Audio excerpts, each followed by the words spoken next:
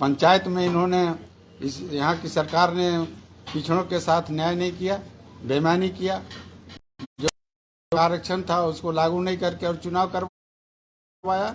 उसी तरह से अब नगर निगम का चुनाव है, इसमें कम से कम सरकार को करना चाहिए जैसे अन्य राज्यों ने मध्य प्रदेश में हुआ। सुप्रीम कोर्ट का आदेश से अभी उत्तर प्रदेश में भी आदेश आया है, तो इसको लागू 1931 के बाद सभी जाति के जनगणना नहीं कराया गया है, जिससे किस जाति की कितनी संख्या है यह जानना काफ़ी मुश्किल हो जाता है, जिसके आरक्षण के विकास संबंधी योजनाओं को लागू करने का ठोस आधार नहीं होता है। इसलिए मैं मांग करता हूं सरकार से कि जैसे अन्य राज्यों में बिहार से लेकर हर जगहों में ये मांग हो रहा है, देश में मांग हो रहा है कि जाति आधार पर जनगणना पहले चुनाव के पहले हो, तभी पता चलेगा कि किस जाति का कितनी संख्या है और उसके आधार पर उसको अधिकार मिले। इसलिए जातीय जनगणना बहुत जरूरी है, ये भी मांग की गया। और यह जो झारखंड, अगर उस समय अटल बिहारी वाजपेयी ने जो यहाँ मोराबादी में घोषणा किया था कि यहाँ से सांसद दो, हम अलग राज देंगे, और उन्होंने जो कहा था उसको, उस वादे को अटल बिहारी वाजपेयी ने, शायद अटल बिहारी वाजपेयी नहीं होते तो झारखंड और 2 स्टेट और राज्य जो अलग हुआ नहीं होता।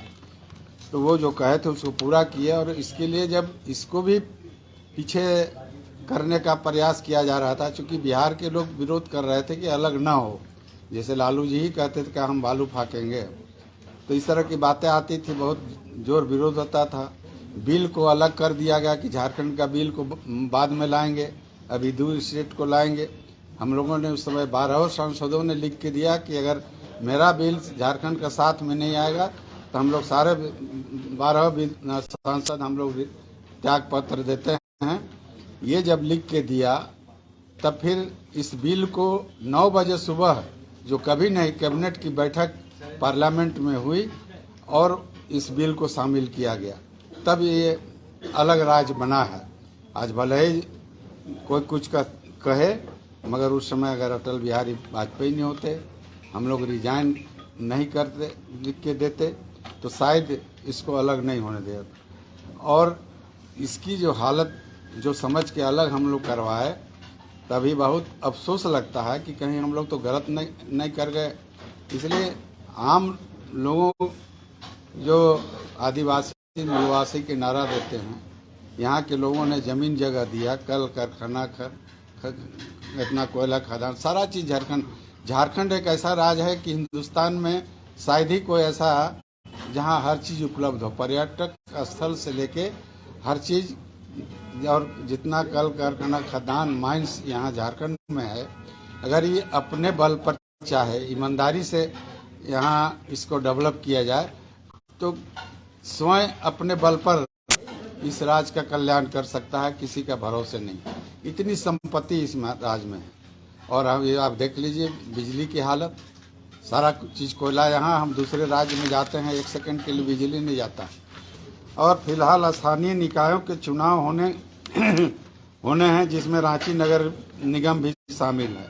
इन चुनाव में समाज का पिछड़ा वर्ग और यहाँ के मूल वासियों को आरक्षण दिया जाए, ताकि स्थानीय निकाय में समाज का हर तबका को प्रतिनिधित्व मिल सके।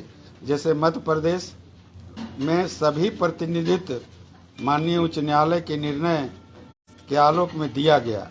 इस संबंध में चुनाव स्थगित रखो, और चुनाव वहाँ स्थगित हो गया। और उसी तरह झारखंड में होना है। पंचायत में इन्होंने यहाँ की सरकार ने पिछड़ों के साथ न्याय नहीं किया, बेईमानी किया। जो आरक्षण था उसको लागू नहीं करके और चुनाव करवाया। उसी तरह से अब नगर निगम का चुनाव है, इसमें कम से कम सरकार को करना चाहिए जैसे अन्य राज्यों ने मध्य प्रदेश में हुआ। सुप्रीम कोर्ट का आदेश से अभी उत्तर प्रदेश में भी आदेश आया है, तो इसको फिर वाहवाही आप नहीं लूट सकते हैं।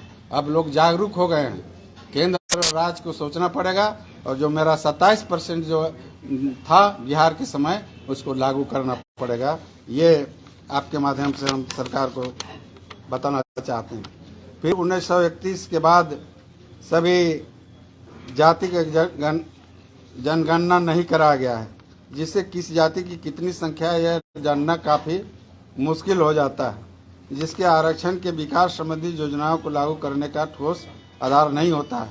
इसलिए मैं मांग करता हूं सरकार से कि जैसे अन्य राज्यों में, बिहार से लेकर हर जगहों में ये मांग हो रहा है, देश में मांग हो रहा है कि जाति आधार पर जनगणना पहले, चुनाव के पहले हो, तभी पता चलेगा कि किस जाति का कितनी संख्या है और उसके आधार पर उसको अधिकार मिले। इसलिए जातीय जनगणना बहुत जरूरी है, ये भी मांग की।